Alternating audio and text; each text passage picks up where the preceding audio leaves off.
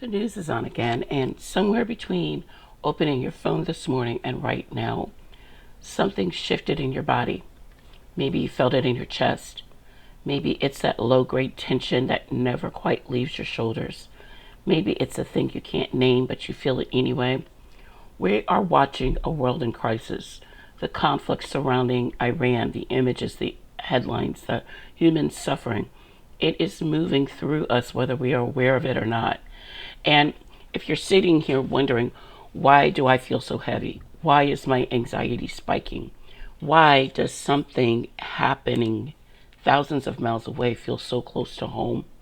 I want to start there because that question, that is not weakness, that is your nervous system doing exactly what it was designed to do. My name is Elisha. I am a counselor, an author, and the host of the space.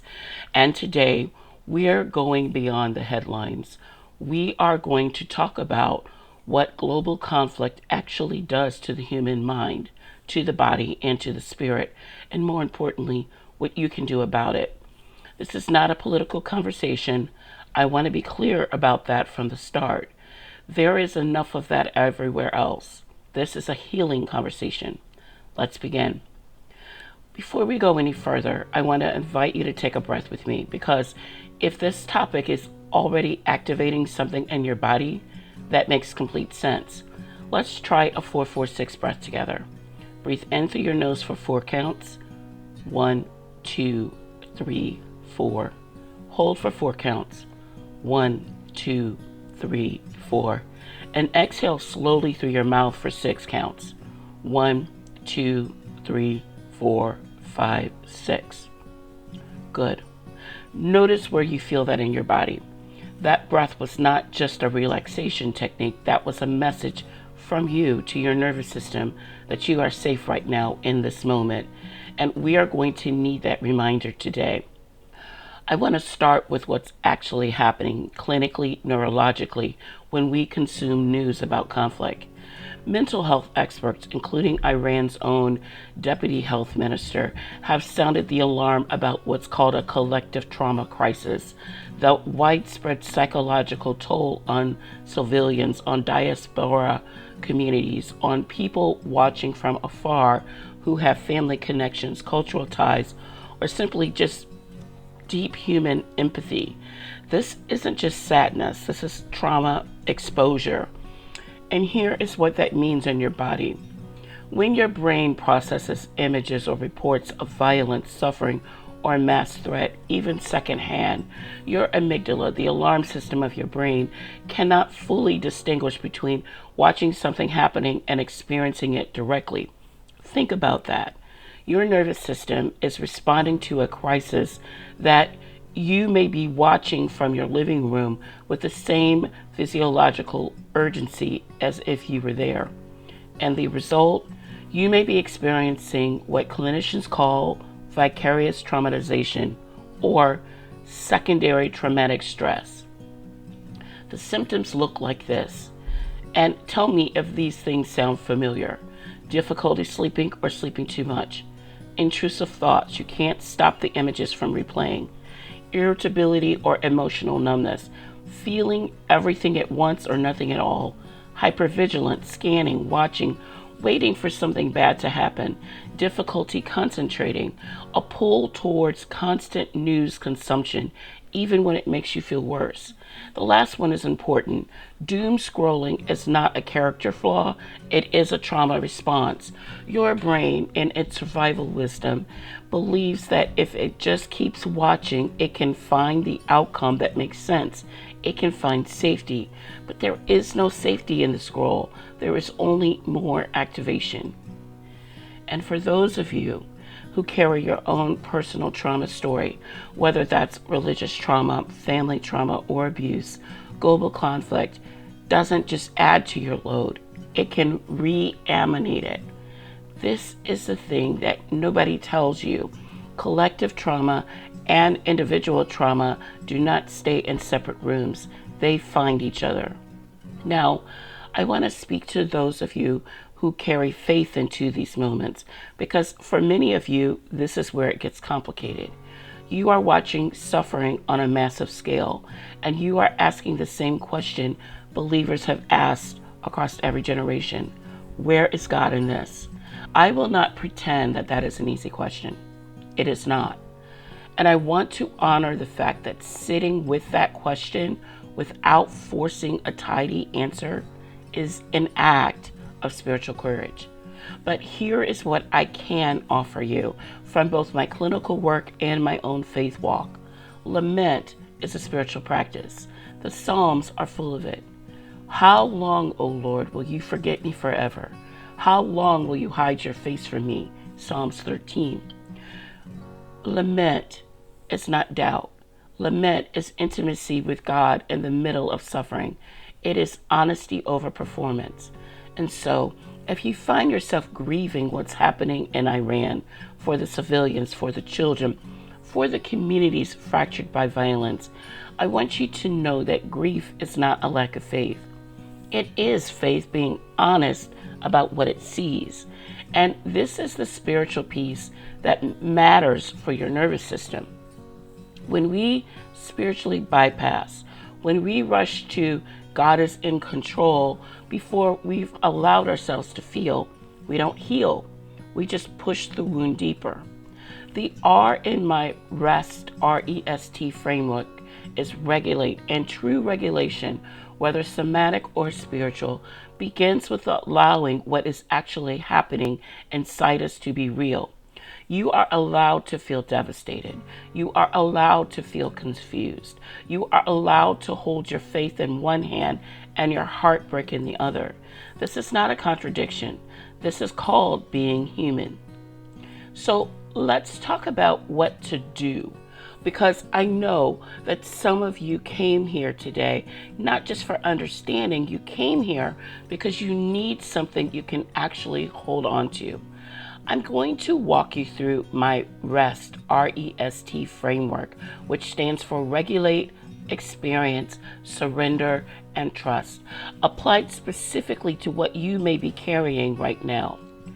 R, regulate, is vagal toning. Your vagus nerve is the superhighway between your brain and your body. When it's regulated, you have access to your prefrontal cortex, your ability to reason, to feel compassion, to make decisions. When you're trauma activated, watching conflict on a loop, that vagal tone drops. You shift into survival mode. Simple ways to restore it. The 4-4-6 breath we did earlier. Do it 3 times, twice daily. Humming. I know it sounds simple, but the vibration of humming directly stimulates the vagus nerve. Cold water on your face or wrist. It triggers what's called the dive reflex, which slows the heart rate rapidly. Placing your hand on your heart and saying out loud, I am safe in this moment. You are not dismissing the crisis by regulating. You are preserving your capacity to respond to it. E stands for experience with somatic honesty. Where does the conflict live in your body right now? Don't name the emotion yet. Just find the sensation. Is there tightness, pressure, a kind of hollow feeling? That is your body's language, and it needs to be heard before it can be released. Journaling prompt I want you to try is the feeling I keep pushing down about what's happening in the world is, and then finish that sentence without editing yourself. S stands for surrender, safe co-regulation. We are not designed to process collective trauma alone. The research on resilience in communities facing conflict is remarkably consistent. Connection is the antidote to traumatic helplessness. But I want to be specific about the kind of connection that heals. Not doom scrolling together, not debate, not trying to fix each other's pain. Surrender to presence, a safe person, a safe community, a faith community, a support group, whether you are witnessed without being asked to have the right answer. If you do not have that community right now, this is me extending you an invitation. The comment section of this video is a space I watch, and you are welcome here. And then T for trust. anchoring in the body. The last piece is the hardest piece, especially when the news cycle tells you there is no ground beneath your feet. Trust, in the context of trauma recovery, is not passive. It is an active practice of returning to what is still true. The sun rose this morning. You took a breath. You showed up for this conversation. Create what I call an anchor statement, a short phrase that is scripturally or personally grounded that you return to when activation spikes. Something like, I am held. This moment is survivable. I am rooted. Write it on your mirror. Put it on your phone. Say it out loud when the scroll starts pulling you under. I want to close the clinical portion of today's conversation with something I don't hear said enough. You are not obligated to be informed at the cost of your mental health. Staying aware of global events is responsible, but there is a difference between awareness and immersion, and that difference matters enormously for your nervous system. A few things I recommend to the people I work with.